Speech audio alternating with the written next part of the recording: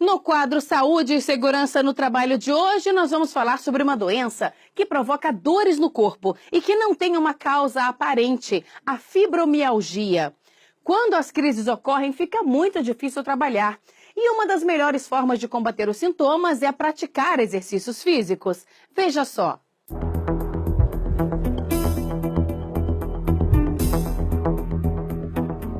Todo mundo já sentiu dor em alguma região do corpo, seja por um trauma, uma inflamação. Mas e quando a dor não tem uma causa e aparece em todo o corpo, com a sensação de que essa dor se espalha dos pés à cabeça? Para alguns é até difícil de imaginar, mas para mais de 2% da população ela é bem conhecida. Você já ouviu falar da fibromialgia?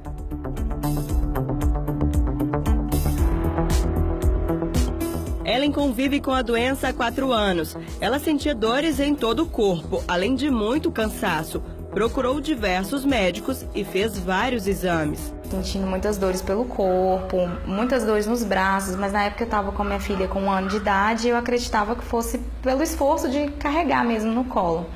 E aí eu resolvi procurar ajuda médica. Primeiro fiz um check-up com todas as especialidades, foram descartando, né, possibilidades até chegar no reumatologista e fiz mais exames com ele lá e ele me deu o diagnóstico da fibromialgia.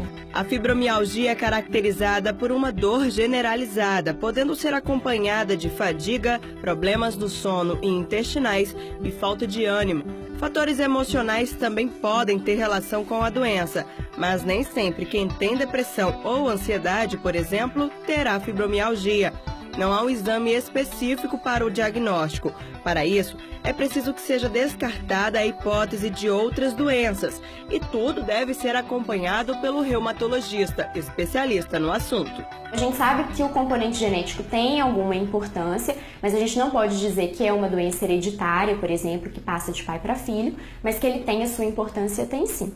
E é mais comum em indivíduos entre 30 a 50 anos de idade. Embora possa comprometer adolescentes, idosos, isso também é variável. Por conta das dores, Ellen sempre ficava afastada do trabalho por no mínimo 3 dias. Hoje está desempregada e com dificuldades de voltar para o mercado. Na última empresa que eu trabalhei, que eu tive muitos atestados, eu não tive muitos problemas, mas eu já passei por empresas onde eu fui afastada pelo INSS. Hoje já tentei retornar para a empresa e a empresa já me diz que não me aceita, não tem o perfil por conta do afastamento do INSS. Segundo dados da Previdência Social, entre 2012 a maio de 2017, foram concedidos mais de 43.200 auxílios ligados à fibromialgia.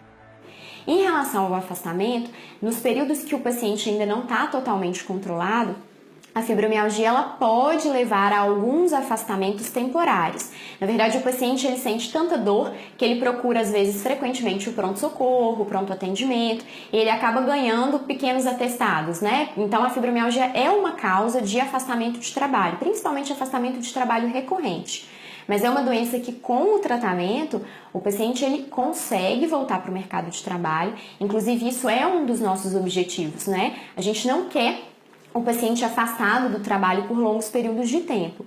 Existem alguns estudos que mostram que litígios trabalhistas, né, eles pioram a fibromialgia. Então, a gente quer reinserir esse paciente no mercado de trabalho. E há profissões proibidas para quem tem fibromialgia? A gente sabe que algumas profissões, alguns trabalhos, principalmente aqueles que exigem maior pressão, maior produtividade, na fase inicial eles podem intensificar um pouco os sintomas.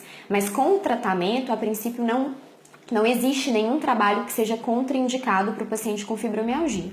Apesar de ainda não ter uma cura, o uso de medicamentos e atividade física podem controlar as dores da fibromialgia. O tratamento ele é baseado em 2 pilares. A gente tem o tratamento medicamentoso, que é importante e que envolve o uso de antidepressivos, anticonvulsivantes, mas o pilar básico do tratamento da fibromialgia é a atividade física. Então a gente precisa que o paciente faça atividade física regular. E a gente coloca em torno de 3 a 4 vezes por semana, atividade física que o paciente goste de fazer, que o paciente tolere, mas a gente precisa que a atividade física seja feita. Só o tratamento medicamentoso isolado não é capaz de controlar a doença.